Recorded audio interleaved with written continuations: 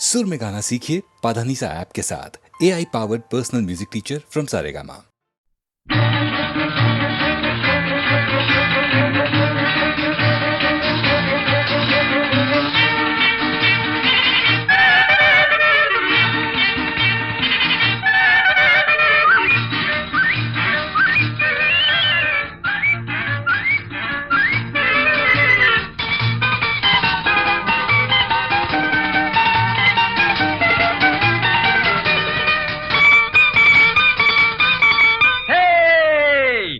உனக்காக எல்லாம் உனக்காக, உனக்காக எல்லாம் உனக்காக, இந்த உடலும் உயிரும் ஒட்டி இருப்பது உனக்காக. உனக்காக எல்லாம் உனக்காக, இந்த உடலும் உயிரும் ஒட்டி இருப்பது உனக்காக.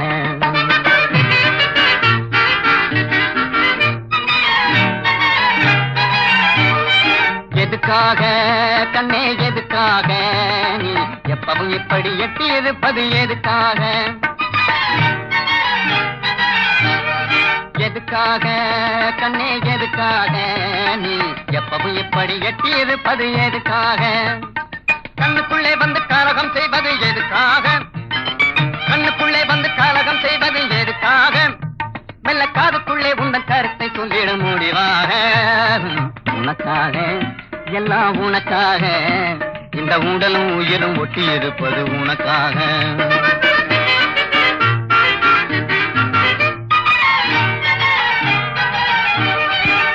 பள்ளியில இன்னும் ஒரு தரம் படிக்கணுமா, இல்லை பைத்தியமா பாடி ஆடி நடிக்கணுமா? பள்ளியில இன்னும் ஒரு தரம் படிக்கணுமா, இல்லை பைத்தியமா பாடி ஆடி நடிக்கணுமா? துள்ளி வரும் காவேரியில் பூரிக்கணுமா, துள்ளி வரும் காவேரியில் பூரிக்கணுமா? சொல்லு சோறு தண்ணி வேறு எதுமில்லாம கிடக்கணுமா?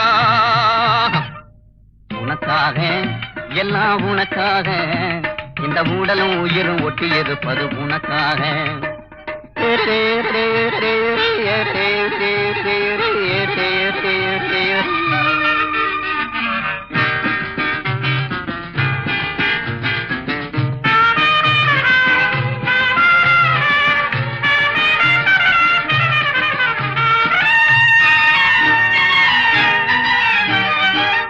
இலங்கை நகரத்திலே இன்பவல்லி நீ இருந்தா, இந்து மக சமுத்திரத்தை இங்கே இருந்து தாண்டிடுவேன். இலங்கை நகரத்திலே இன்பவல்லி நீ இருந்தா, இந்து மக சமுத்திரத்தை இங்கே இருந்து தாண்டிடுவேன். மேகம் போல வான வீதியிலே நின்று மேதம் திடுவேன், மேகம் போல வான வீதியிலே நின்று மேதம் திடுவேன். இடி மின்னல் மழை புயலானாலும் துணிஞ்சு இறங்கிடுவேன். உனக்காக எல்லாம் உனக்காக, இந்த உடலும் உயிரும் ஒட்டி இருப்பது உனக்காக. உனக்காக எல்லாம் உனக்காக, இந்த உடலும் உயிரும் ஒட்டி இருப்பது உனக்காக.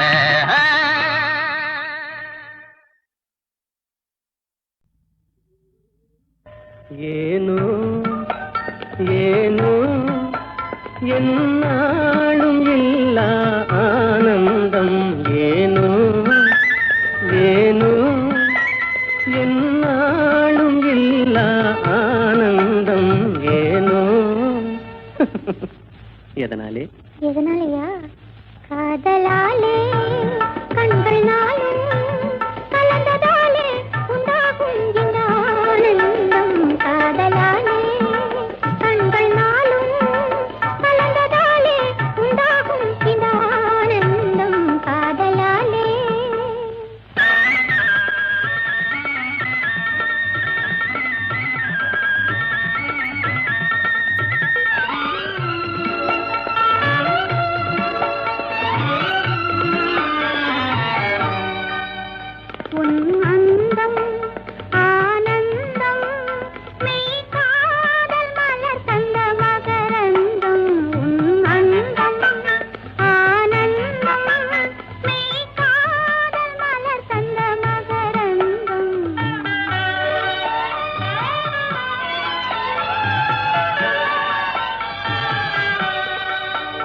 மறுமல்லிகை மாலையின் பூஞ்சலிலே மகன் மழலையின் புன்னகையாலே மறுமல்லிகை மாலையின் கூந்தலிலே மகன் மழலையின் புன்னகையாலே விளையாட கண்டு விரைந்தாவல் கொண்டு முத்தமீன்றது போலொரு ஆனந்தம்.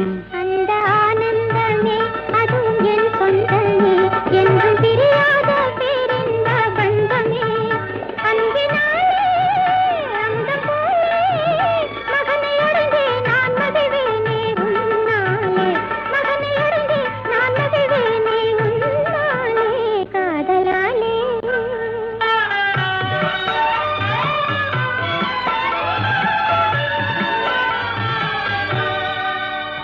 என் செல்வக்குமாராரோ உன் தந்தை என்று வருவாரோ.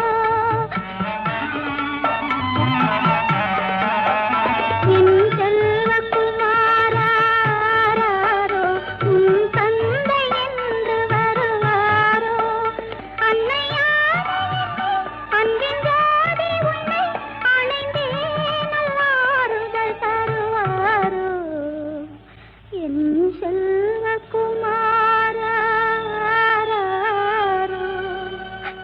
உன் தந்தை என்று வருவாரோ.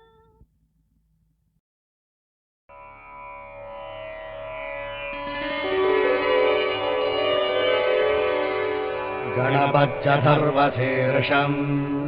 இந்த கணபதி உபநிஷத்தை கேட்பவர்களுக்கு சகல பாப பரிகாரமும் சகல தோஷ பரிகாரமும் சகல காரிய சித்தியும் கணபதி பெருமான் அருளால் நிச்சயம் உண்டாகும்.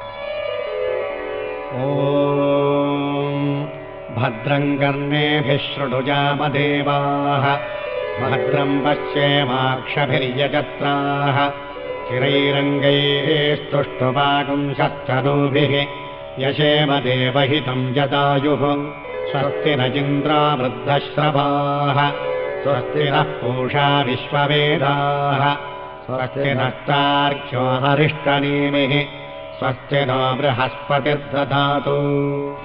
ॐ शान्तिः शान्तिः शान्तिः। अथ गणेशाधर्वशीर्षं व्याख्यास्यामः।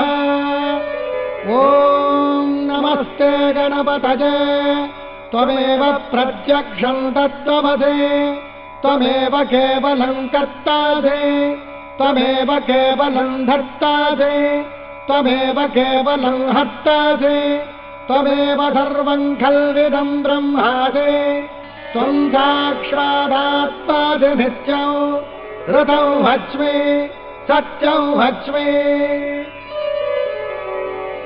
अवत्वं माम् अवभक्तारम् अवश्रोतारम् अवधातारम् अवधातारम् अवानोचानमवशिष्यम् अवपश्चात्तात् अवपुरस्तात् अवोत्तरात्तात् अवदक्षिणात्तात् अवचोर्ध्वात्तात् अवाधरात्तात् सर्वतो मां पाहि पाहि नमन्तात्।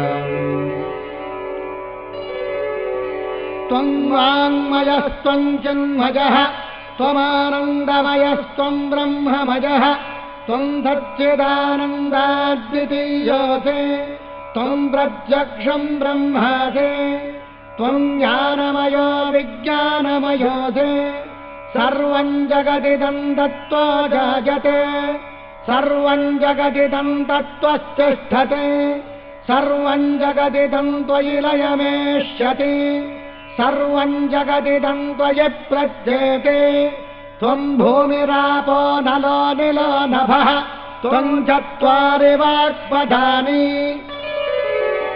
त्वं गुणत्रयातीतः त्वं कालत्रयातीतः त्वं देहत्रयातीतः त्वं मूलाधारे स्थितोऽसि नित्यं त्वं शक्तित्रयात्मकः त्वां योगिनो ध्यायन्ति नित्यं त्वं ब्रह्मा त्वं विष्णुस्त्वं रुद्रस्त्वमिन्द्रस्त्वमग्निस्त्वं वायुस्त्वं सूर्यस्त्वं चन्द्रमास्त्वं ब्रह्मभूर्भुवस्सुवरो गणादे पूर्वमुच्चार्य वर्णादेस्तदनन्तरम् अनुद्वारः परतरः अर्धेन्दुलसितम् तारेण रुद्धम् एतत्तव मनुस्वरूपम् गकारः पूर्वरूपम् अकारो मध्यमरूपम् अनुस्वारश्चान्त्यरूपम् बिन्दुरुत्तररूपम् नादस्सन्धानम् संहिता सन्धिः सैषा गणेशविद्या गणकऋषिः ऋजद्गायत्रे छन्दः गणपतिर्देवता ॐ गं गणपतये नमः एकदन्ताय विद्महे वक्रतुण्डाय धीमहि तन्नो दन्तिः प्रचोदयात् एकदन्तं चतुर्हस्तं पाशमङ्कुशधारिणम् रथं च परदं हस्तैर्बिभ्राणं मूषकध्वजं रक्तं लम्बोदरं शूर्पकर्णकं रक्तवासदं रक्तगन्धानुलिप्ताङ्गं रक्तपुष्पैः सुपूजितं भक्तानुकम्पिनं देवं जगत्कारणमच्युतम् आविर्भूतं च दृष्ट्याद्यौ प्रकृते पुरुषात् परम् एवं ध्यायति यो नित्यं स योगी योगिनां वरः नमो व्रातपतये नमो गणपतये नमः प्रमथपतये नमस्ते अस्तु लम्बोदराय एकदन्ताय विघ्नविनाशिने शिवसुताय श्रीभरतमूर्तये नमो नमः एतथर्वशीर्षंयोधीते स ब्रह्मभोजाय कल्पते स सर्वतः सुखमेधते स सर्वविघ्नैर्न बाध्यते स पञ्चमहापातकोपपातकाः प्रमुच्यते सायमधीजानोऽधिपसकृतं पापन्नाशजति प्रातरधीजानो रात्रिकृतं पापन्नाशजति सायं प्रातः प्रमुञ्चानो अपापो भवति सर्वत्राधीयानो अपविघ्नो भवति धर्मार्थकाममोक्षं च विन्दति इदमथर्वशीर्षमधिष्याय न देजं यो यदि मोहाद्धास्यति स पापीयान् भवति सहस्रावर्तनात् यं यं काममधीते तं तमनेन साधयेत् अनेन गणपतिमभिषिञ्चति स भान्मी भवति चतुर्थ्यामनश्नं जपति स विद्यावान् भवति इत्यथर्वणभाग्यम् ब्रह्माद्याचरणं विद्यात् न बिभेति कथा च नेति यो दूर्वाङ्कुरैर्यजति स वैश्रवणोपमो भवति यो मोदकसहस्रेण यजति स वाञ्छितफलमवाप्नोति यः साज्यतभिर्भिर्यजति स सर्वं लभते स सर्वं लभते अष्टौ ब्राह्मणान् सम्यग्राहयित्वा सूर्यवर्चस्वी भवति सूर्यग्रहणे महानद्यां प्रतिमासन्निधौ वाचत्वा स सिद्धमन्त्रो भवति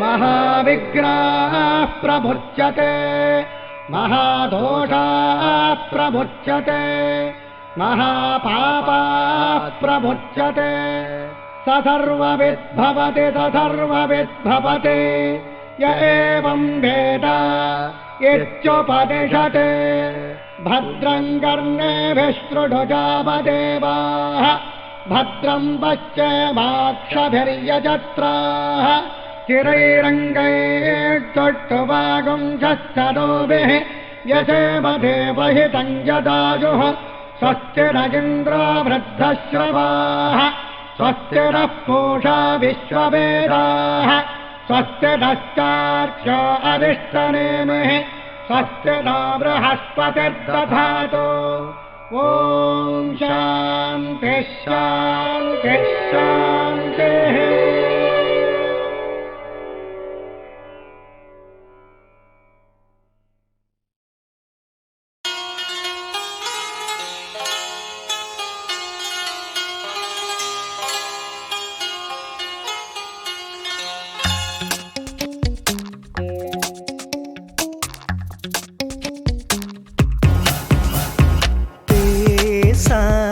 மடந்தையை விழி பேசும் சித்திரமே சேலை குழந்தையை என் செல்ல கலவரமே இதயம் என்னும் பூ பறித்தேன் நரம்பு கொண்டு சரம் தொடுத்தேன் கையில் கொடுத்தேன் கண்ணே நீ காலில் மிதித்தாய் பெண்ணே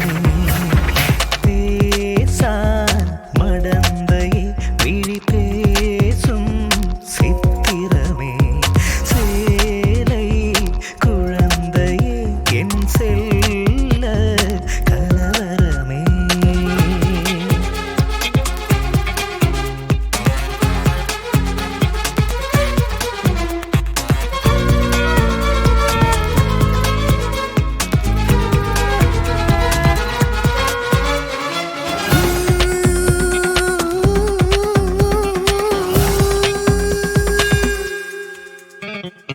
ஏழு நிறங்களை எண்ணி முடிக்கும் முன் வானவில் கரைந்தது பாதியிலே மறுபடி தோன்றுமா பார்வையிலே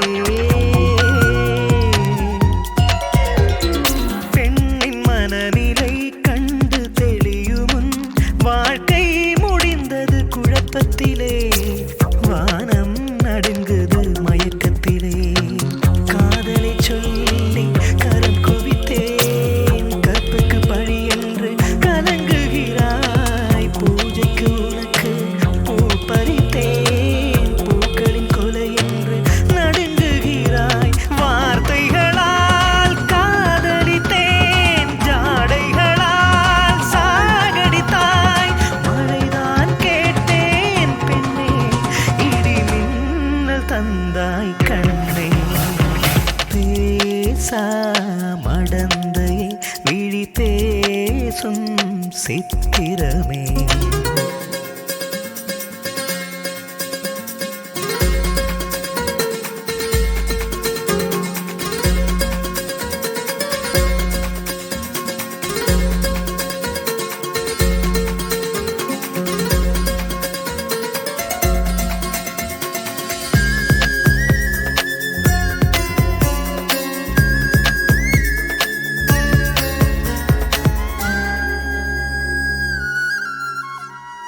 மூங்கில் காட்டிலே தீயும் அழகுதான் ஆனால் அதை நான் ரசிக்கவில்லை ஐயோ இதயம் பொறுக்கவில்லை கோபம் மூழ்கையில் நீயும் அழகுதான் ஆனால் அதை நான் சுகிக்கவில்லை சகியே என் மனம் சகிக்கவில்லை உன் சினம் கண்டு என் இதயம் உடம்புக்கு வெளியே துடிக்குதடி உன் மனம் இரண்டாய் உடைந்ததென்று என் மனம் நான்காய் உடைந்ததடி விதை உடைந்தால் செடி முளைக்கும் மனம் உடைந்தால் புல் முளைக்கும் தண்டனை என்பது எளிது உன் மௌனம் வாழினும் கொடிது பேசா மடந்தையை விழி பேசும் சித்திரமே சேலை குழந்தையே என் செல்ல கலவரமே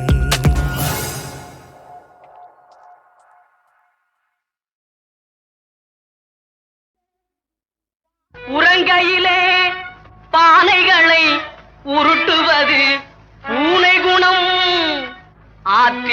வணங்குவோரை கொன்று இரையாக்கல் முதலை குணம். ஆனால் இத்தனையும் மனிதரிடம் மொத்தமாய் வாழுதடா. பிறக்கும் போது பிறந்த குணம் போக போக மாறுது. பிறக்கும் போது பிறந்த குணம் போக போக மாறுது. எல்லாம் இருக்கும் போது பிரிந்த குணம் இறக்கும் போது சேருது. எல்லாம் இருக்கும் போது பிரிந்த குணம் இறக்கும் போது சேருது. மனிதன் பிறக்கும் போது பிறந்த குணம் போக போக மாறுது.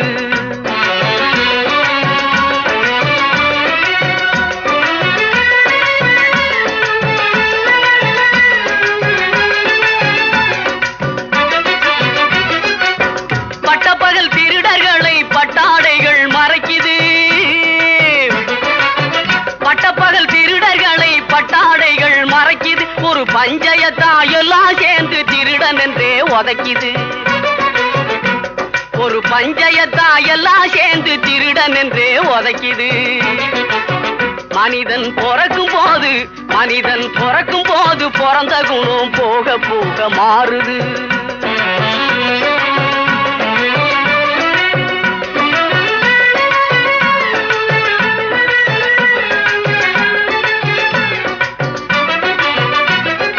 காலநிலைய மறந்து சிலது கம்பையும் கும்பையும் நீட்டுது.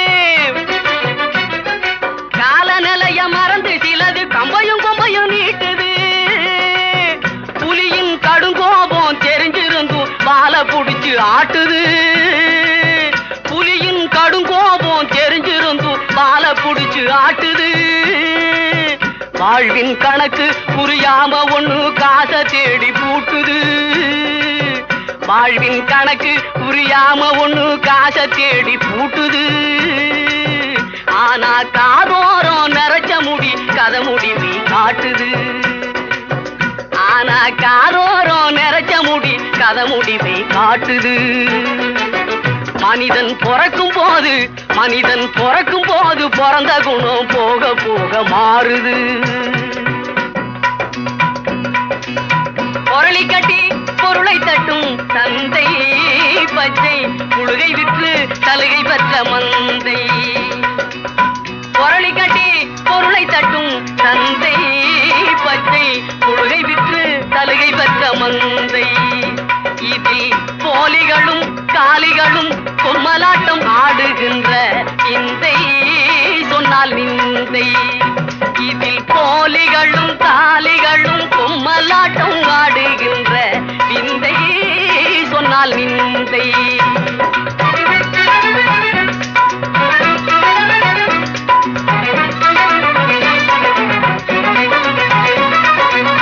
உப்புக்கல்லை வைரம் என்று சொன்னார்.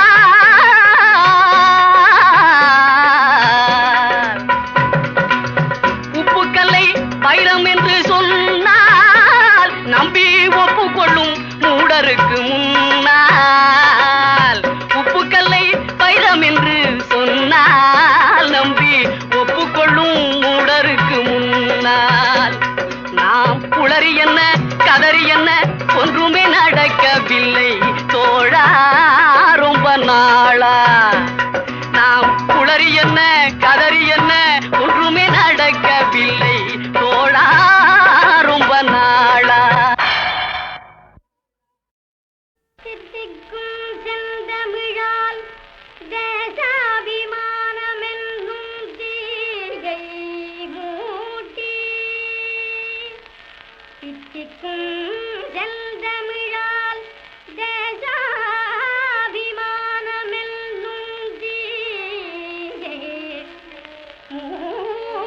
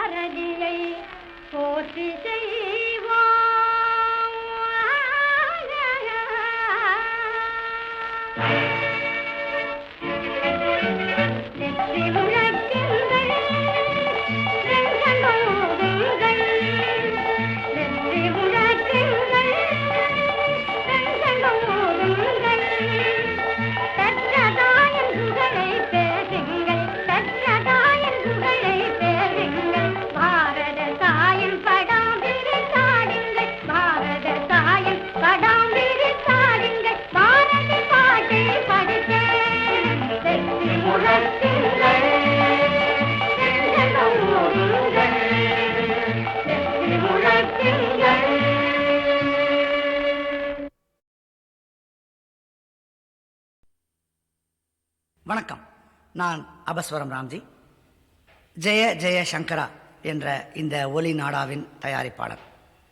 காஞ்சி காமகோட்டி பீடம் ஜெகத்குரு ஸ்ரீ ஜெயேந்திர சரஸ்வதி சுவாமிகளின் அருள் ஆசியுடன் இந்த ஒலி நாடா உங்களுக்கு வழங்கப்படுகிறது. நீங்கள் கேட்க விரும்பும், கேட்க ஆசைப்படும் கேள்விகளுக்கு சுவாமிகள் மிக எளிமையான முறையில் பதிலளித்திருக்கிறார்கள். இந்த ஒலி நாடா பாகம் 1. தொடர்ந்து பல பாகங்களை உங்களுக்கு அளிக்கவிருக்கிறோம். இன்னைக்கு நாம் எல்லாருமே ரொம்ப பிஸியாக இருக்கோம். எல்லாருக்கும் அலுவல்கள், வியாபாரங்கள், எத்தனையோ பிரச்சனைகள். இதில் நமக்கு கடவுள் பக்திக்கு நேரம் ஒதுக்குவதே ரொம்ப கஷ்டமான விஷயமா இருக்குது. அதில் பொது அறிவு, ஆன்மீகம் போன்றவர்களுக்கு நேரம் ஒதுக்குவது இன்னும் அபூர்வமான விஷயம். உதாரணத்துக்கு என்னையே எடுத்துக்கோங்க. நான் பெசன்ட் நகர் கலாக்ஷேத்ரா காலனியில் என்னுடைய வீடு. எங்கள் வீட்டுக்கு அருகில் இருப்பது தான் உலக பிரசித்தி பெற்ற அஷ்டலக்ஷ்மி ஆலயம். இந்த கோயிலுக்கு நாட்டின் பல பாகங்கள்லேருந்து எல்லாரும் தரிசனம் செய்ய வருகிறார்கள். ஆனால் அந்த கோயிலிருந்து சுமார் 1 ஃபர்லாங் தூரத்தில் இருக்கின்ற நான் அந்த கோவிலுக்கு சென்று கிட்டத்தட்ட 1.5 வருஷம் ஆச்சு. என்னை போன்றவர்களுக்கு ஸ்தல பாபிகள் என்று பெயர். அதாவது அந்த ஸ்தலத்துக்கு பக்கத்துலேயே இருப்போம், இந்த கோயிலுக்கு போக மாட்டோம். திருப்பதியிலேயே வசிக்கிறவங்க திருப்பதி வெங்கடாஜலபதியை ரொம்ப நாளைக்கு தரிசனம் பண்ண மாட்டாங்க. நம்ம தான் வேண்டுதல் எடுத்துக்கிட்டு நடந்து க்யூவில் நின்று போய் தரிசனம் பண்ணுவோம். இப்படி இருக்கின்ற அந்த காலகட்டத்திலே நீங்கள் சென்று தெரிந்து கொள்ள வேண்டிய விஷயங்களை நாங்கள் உங்கள் வீடு தேடி வந்து கொடுக்கலாம் என்கின்ற எண்ணத்தில் அளிக்கப்பட்டிருப்பதுவே இந்த ஒலி நாடா. ஜெய ஜெய சங்கரா.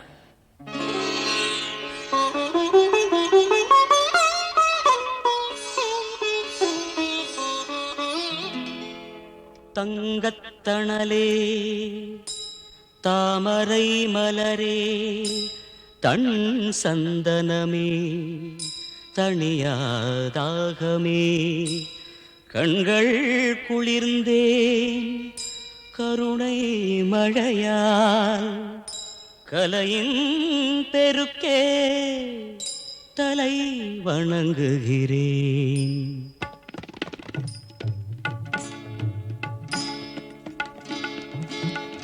மோனத்திருவே மூவாயெழிலே முற்ற துறந்த முனியே கனியே ஞான குருவே நற்றமிழ் மொழியே ஆதிசங்கரர் அருளே சரணம்.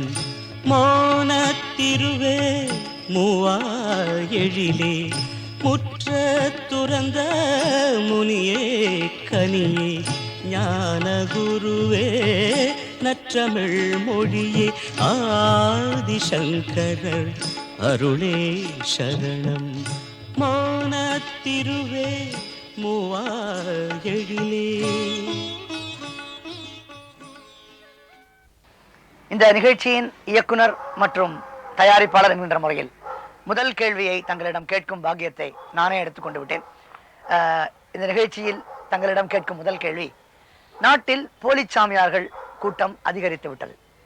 பேப்பர் எடுத்து பார்த்தா தினம் அந்த ஊர்ல ஒரு சாமியார் ஏமாத்திட்டார், இந்த ஊர்ல சாமியார் தங்கச்சங்கிலியை பறிச்சுன்னு ஓடிட்டார், இந்த ஊர்ல சாமியார் கற்பழித்து விட்டார்னு ரொம்ப மோசமாக இருக்கிறது. இந்த போலி சாமியார்களை நாம் எவ்வாறு அடையாளம் கண்டுகொள்வது? மக்களுக்கு இது இன்னைக்கு ரொம்ப முக்கியமா தெரிய வேண்டிய ஒரு விஷயம். எப்படி ஏமாறாமல் இருப்பது, எப்படி இவர்களை அடையாளம் கண்டுகொள்வது? பொதுமக்கள் 2-3 விஷயங்களே ஏமாந்து போகிறார்கள். போலி ஃபைனான்ஸிலும் ஏமாந்து போகிறார்கள், அதிக வட்டி வரும் என்று அதிலே ஏமாந்து போகிறார்கள். பொருளாதாரத்தினாலே உடனடியே நமக்கு பலன் கிடைக்கும், அந்த பலன் கிடைக்கும், இந்த வந்த பலன் கிடைக்கும் என்று போலி சாமியாரும் ஏமாந்து போகிறார்கள்.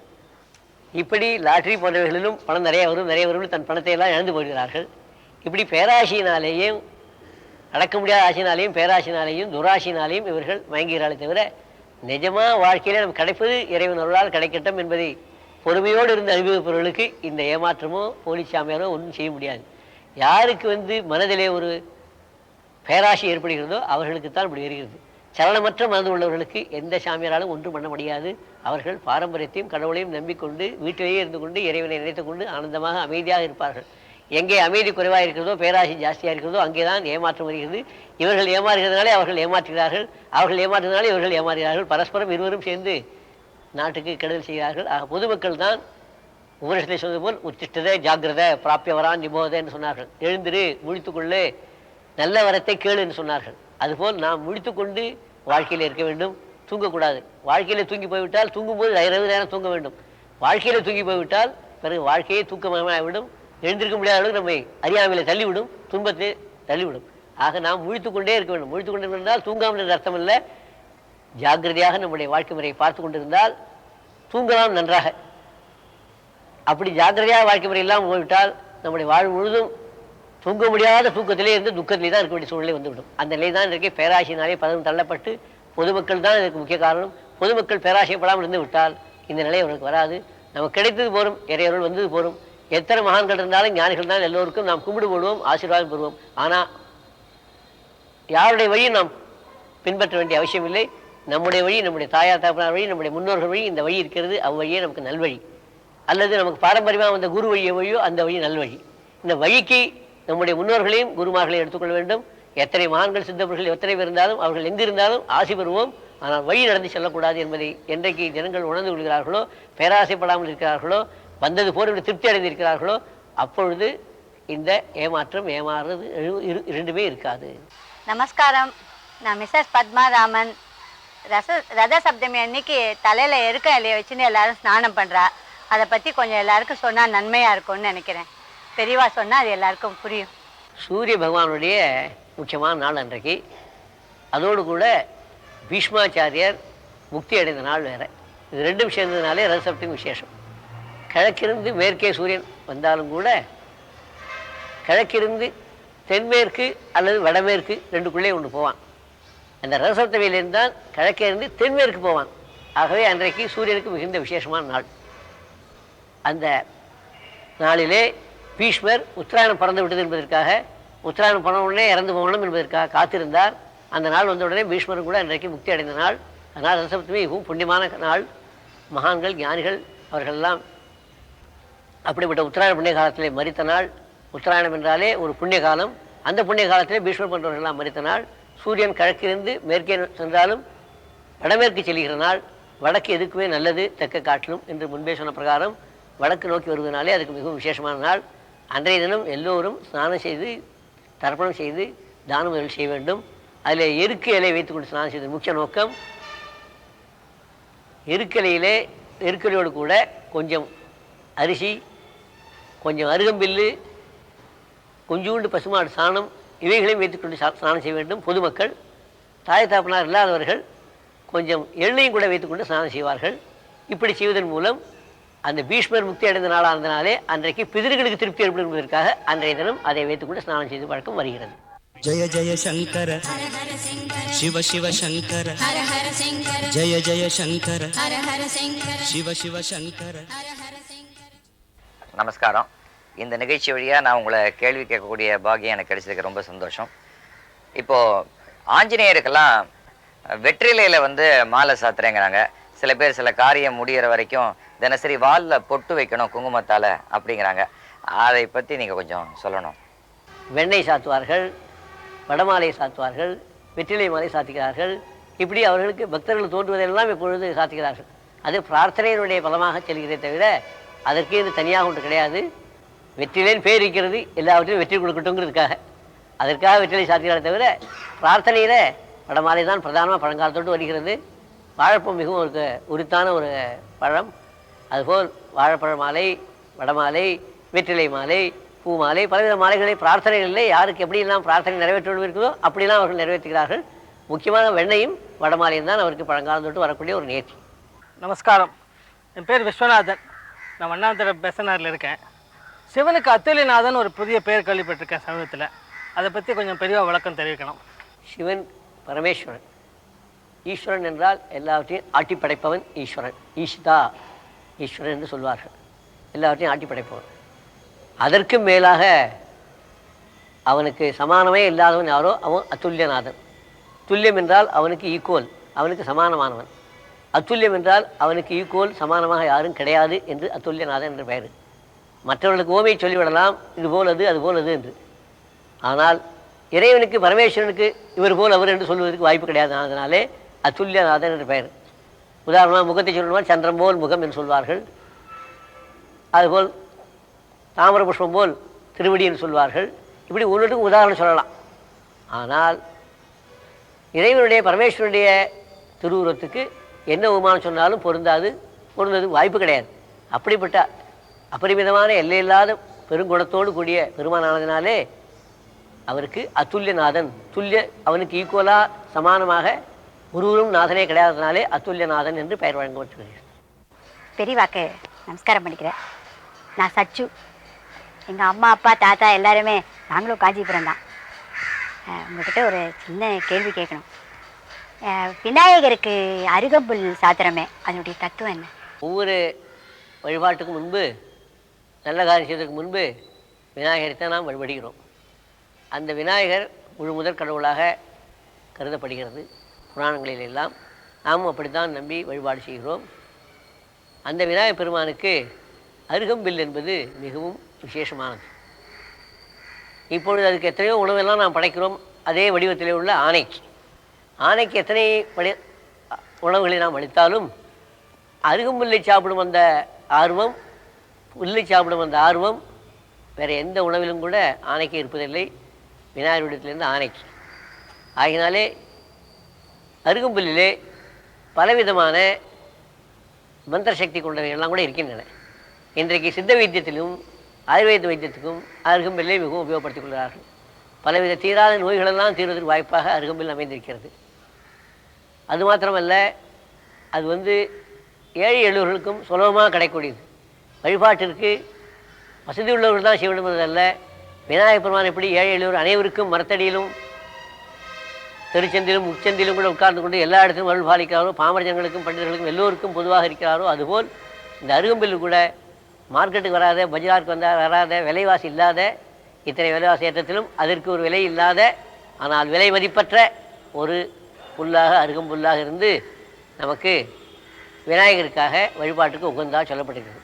அந்த அருகம்பில்லை நாம் விநாயகர் போடுவதன் மூலம் நம்மிடையே உள்ள வாழ்க்கையிலே உள்ள எத்தனை பந்தங்கள் இருக்கிறதோ, துன்பங்கள் இருக்கிறதோ அதெல்லாம் அருந்து போய்விடும் என்றும் சொல்லப்பட்டிருக்கிறது. அதாவது துன்பங்களை அகற்றக்கூடிய தன்மை அந்த அருகம்புல் பூஜையினால் கிடைக்கிறதுன்னு சொல்லப்பட்டிருக்கிறது. ஆகவே விநாயகருக்கு அருகம்புல் போடுவதன் மூலம் எளிமையாகவும் ஆகிறது, தூய்மையாகவும் ஆகிறது, பலவித மந்திர தந்திரங்களோட சக்தியோடு கூடியதாகவும் இருக்கிறது. அதே நேரத்தில் நம்மளுடைய பந்தத்தையும் துன்பத்தையும் அகற்றும் பொருளாகவும் ஆகிறதுனாலே அருகம்பில்லை போடும் பழக்கம் வருகிறது. வீட்டில் வலம்புரி விநாயகர் வச்சுக்கிறது நல்லதா, இல்லை இந்த இடது பக்கம் தும்பிக்கை இருக்க அந்த விநாயகர் வச்சுக்கிறது நல்லதா? எதுவுமே வலம் பக்கமாக வருவது நல்லது. வலம் வருவது நல்லது, வலம் பக்கமாக வருவது நல்லது. தெற்கு நோக்கி இருப்பது இரண்டாம் பட்சம்தான். ஆகவே வலம்புரி விநாயகருக்கு விசேஷம் உண்டு. வலமாக வருவதனாலே வலம் பக்கம் அதுக்கு விசேஷம். இடம்புரி விநாயகர் என்பது சாமானியமாக பொதுவாக எல்லா இடத்துலையும் இருக்கக்கூடிய ஒரு நிலை. அந்த வகையிலே வலம்புரி விநாயகருக்கும் அருகம்பில்லுக்கும் மிக பொருத்தமானது. வலம்புரி விநாயகராக உள்ள அந்த பெருமானுக்கு அருகம்புல்லை அர்ப்பணிப்பதன் மூலம் கட்டையிலேயே இன்றைக்கு விநாயகர்லாம் பல பேர் பூஜை செய்கிறார்கள். அருகம்பில்லுடைய வேர்னை எடுத்துக்கூட இன்றைக்கி விநாயகர்லாம் எடுத்து பூஜை செய்கிறார்கள். மிகவும் விசேஷ சக்தி வாய்ந்தது. அதன் மூலம் சகல விதமான துக்கங்களும் கஷ்டங்களும் தூர போவதற்கு விலகக்கூடிய வாய்ப்பு இருக்கிறதுனாலே அருகம்பில்லுக்கு விசேஷம் சொல்லப்பட்டிருக்கிறதுனாலே அருகம்புல் மூலமாக விநாயகர் வழிபடுவது மிகவும் உத்தமம். ஜய ஜய சங்கர சிவ சிவ சங்கர ஜய ஜய சங்கர சிவ சிவ சங்கர. காஞ்சி காமகோடி பீடாதிபதி ஜெகத்குரு ஜெயேந்திர சரஸ்வதி சுவாமிகள் அவருடைய பொற்பாத கமலங்களுக்கு என்னுடைய அநேக கோடி நமஸ்காரங்கள். இந்த நிகழ்ச்சி மூலமா உங்ககிட்ட சில சந்தேகங்களை கேட்கக்கூடிய ஒரு அருமையான வாய்ப்பை எனக்கு ஏற்படுத்தி கொடுத்த எனது அன்பு சகோதரர் ராம்ஜி அவர்களுக்கும் இந்த டிவி நிலையத்துக்கும் ரசிகர்களுக்கும் என்னுடைய மனமார்ந்த நன்றியையும் வணக்கத்தையும் தெரிவித்துக் கொள்கிறேன். என்னுடைய பெயர் எஸ் வி ரமணன். நான் ஒரு ஜெயஸ்ரீ பிக்சர்ஸ் என்ற பெயரிலே ஒரு சிறிய நிறுவனத்தின் அதிபராக இருக்கிறேன். விளம்பர படங்கள் தவிர டிவி சீரியல்கள், திரைப்படங்கள், இப்படி நிகழ்ச்சிகளை நான் தயாரித்து இயக்கி கொண்டிருக்கிறேன். தங்களிடத்திலே எனக்கு ஒரு சிறிய சந்தேகத்தை கேட்க வேண்டும், உங்களால் தான் அதுக்கு பதில் சொல்ல முடியும் அப்படிங்கிறது எனக்கு தெரியும். அதாவது அத்வைதம், துவைதம், விசிஷ்டாத்வைதம், இப்படி பல சித்தாந்தங்களை அன்ற சங்கரர், மத்வர், ராமானுஜர் போன்ற மகான்கள் நமக்காக செய்து வைத்தார்கள். இந்த அத்வைதப்படி பார்க்கும்போது, நாம் ஆத்ம விசாரணை செய்யும்போது நாம வேற இல்லை, தெய்வம் வேற இல்லை, ஆத்மா வேறு, உடல் வேறு, ஜீவாத்மாவும் பரமாத்மாவும் ஒன்றுதான்.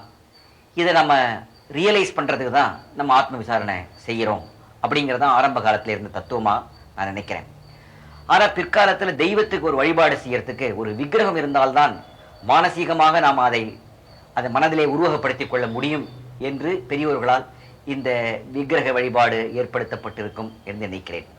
முதல் எப்படி இந்த விக்கிரக வழிபாடு வந்தது, அதை பெரியவா சொல்லணும்னு கேட்டுக்கிறேன்.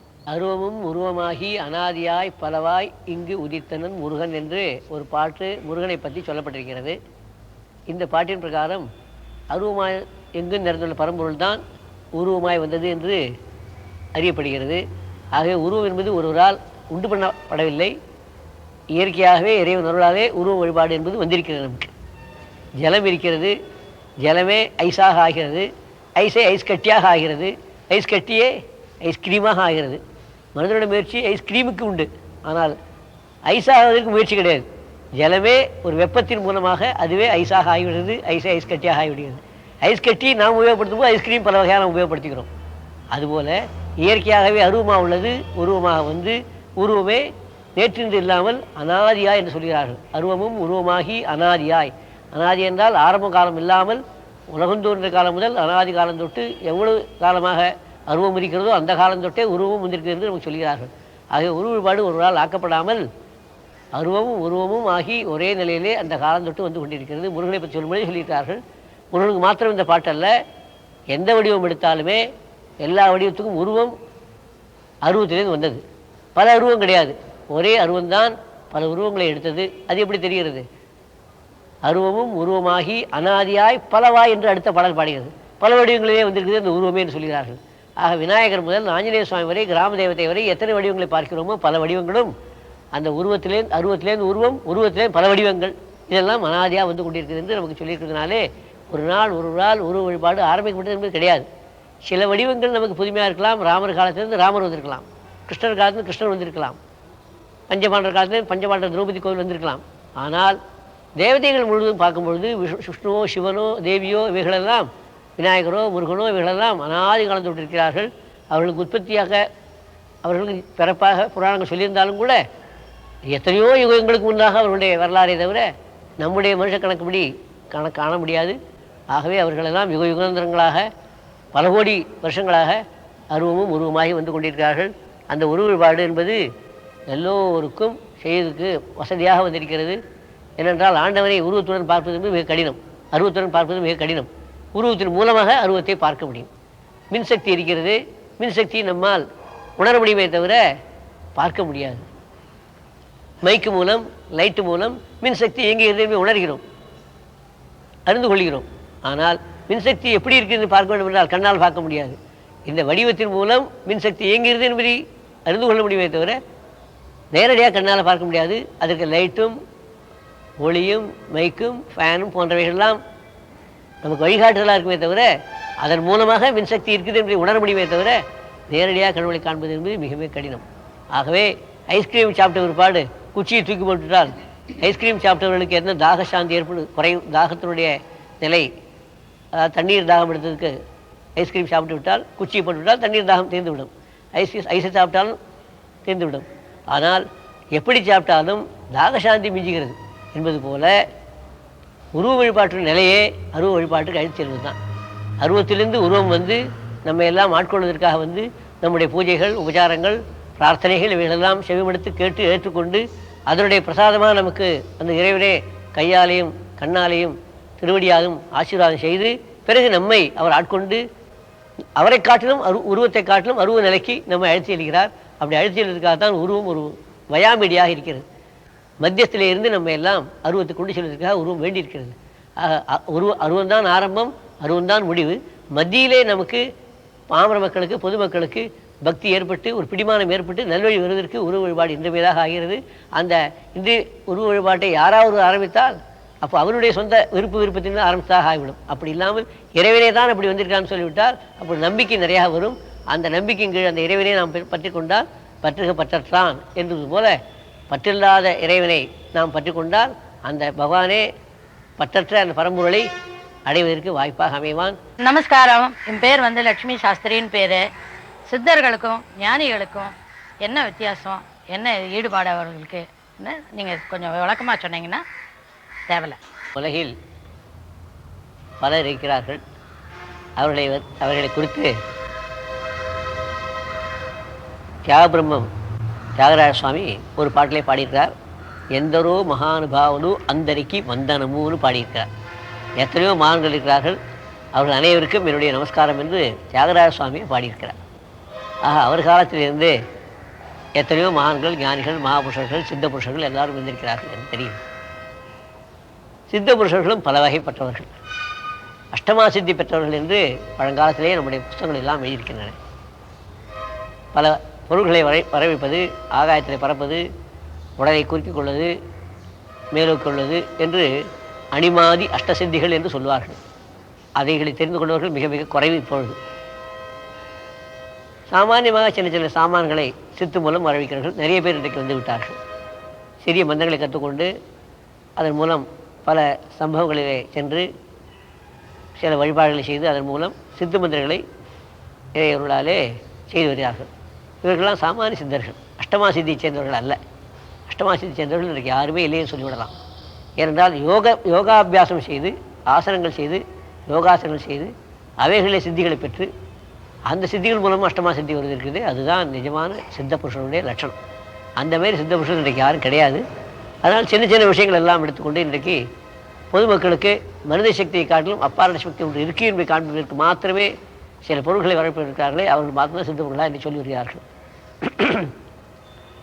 ஞானிகள் என்றால் அவர் சித்துக்கெல்லாம் அப்பாற்பட்டவர்கள்.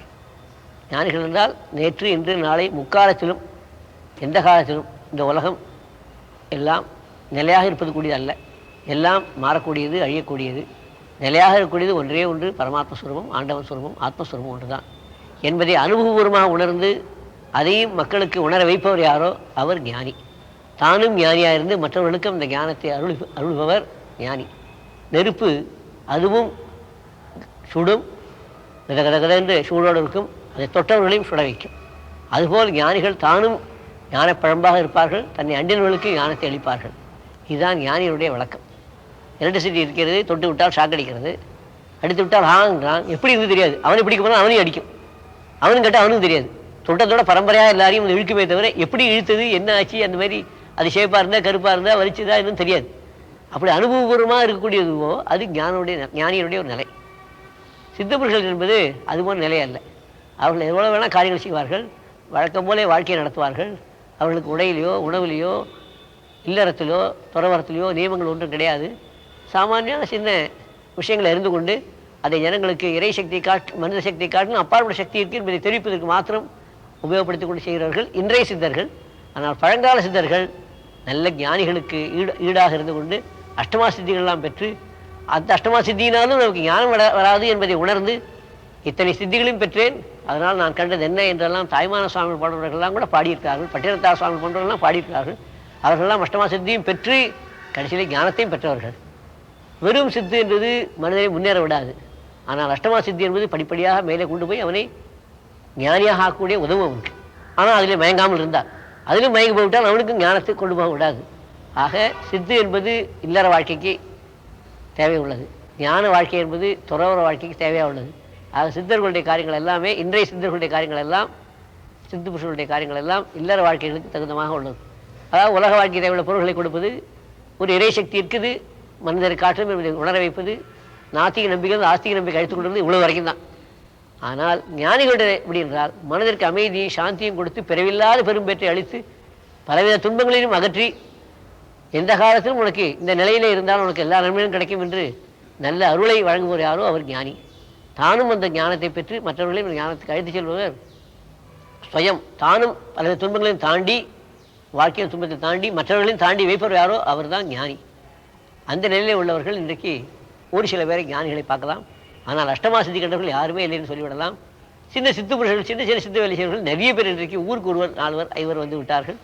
அது ஜனங்களுடைய ஒரு ஆசையை உபயோகப்படுத்திக் கொண்டு, இவர்களுடைய பேராசையை உபயோகப்படுத்திக் கொண்டு அவர்கள் நிறைய தயாராகிவிட்டார்கள். அவர்கள் தயாராக இருந்தால் ஜனங்கள் தயாராகிவிட்டார், ஜனங்கள் தயாராக அவர்கள் தயாராகிவிட்டார்கள். இது பரஸ்பரம் நிறுத்த முடியாத அளவுக்கு வளர்ந்து கொண்டே இருக்கிறது.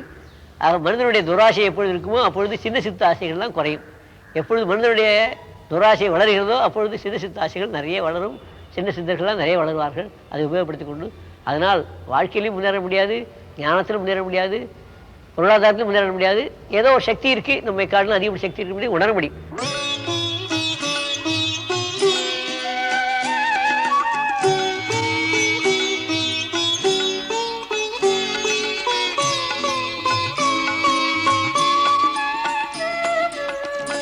எண்ணும் போதெல்லாம் இனிக்கும் ஊற்றே, இதயம் வருடும் தென்றல் காற்றே.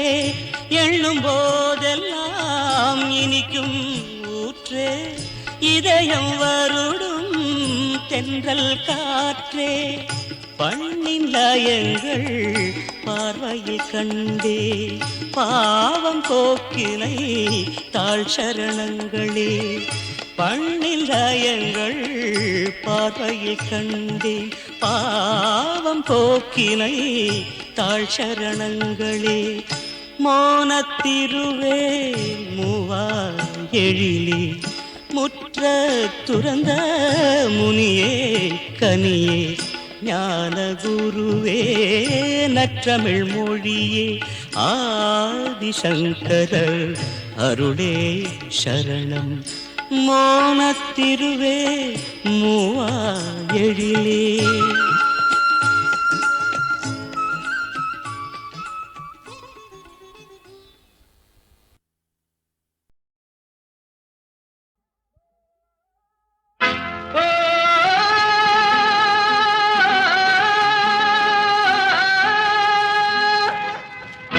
தையரி தையரி தையரி தையரிதா மச்சானே அச்சாரம் போடு பொழுதோடு, நான் வெச்சேனே என் கண்ண உன்மேலதான், நான் பித்தாகி போனேனே உன்னாலேதான். செவ்வாழை கண்டாட்டம் வந்து தேன் சிந்து, நீ சொன்னா நான் பாரேன் உன் பின்னாடிதான், உன் செந்தூர கண்ணங்கள் கண்ணாடிதான்.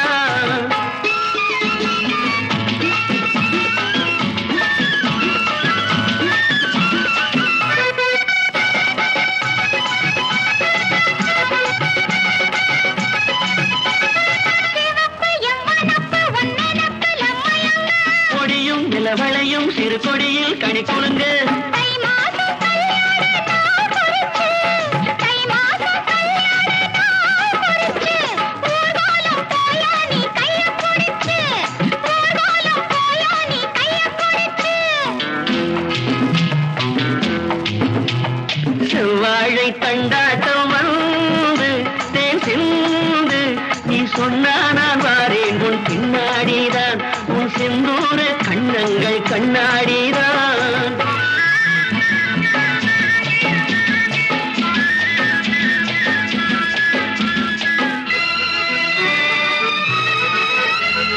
வயல்வெளி வரப்பினில் மறைவிடம் இருக்கு, சென்றேன் நான் வந்தேன் என்னை தந்தேன் பயம் எதுக்கு.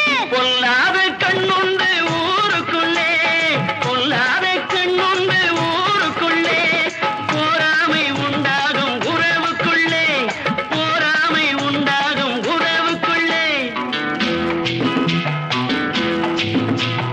மச்சானே என் மச்சானே அச்சாரம் போடு பொழுதோடு, நான் வெச்சேனே என் கண்ண உன்மேலதான், நான் பித்தாகி போனேனே உன்னாலேதான்.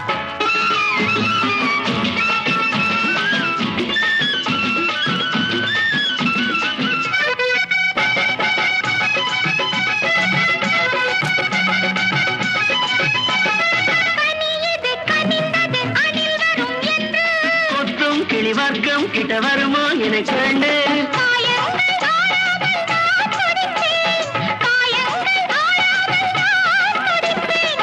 ஆனாலும் தேனள்ளி நானே கொடுப்பேன், ஆனாலும் தேனள்ளி நானே கொடுப்பேன். மச்சானே என் மச்சானே அச்சாரம் போடு பொழுதோடு, நான் வெச்சேனே என் கண்ண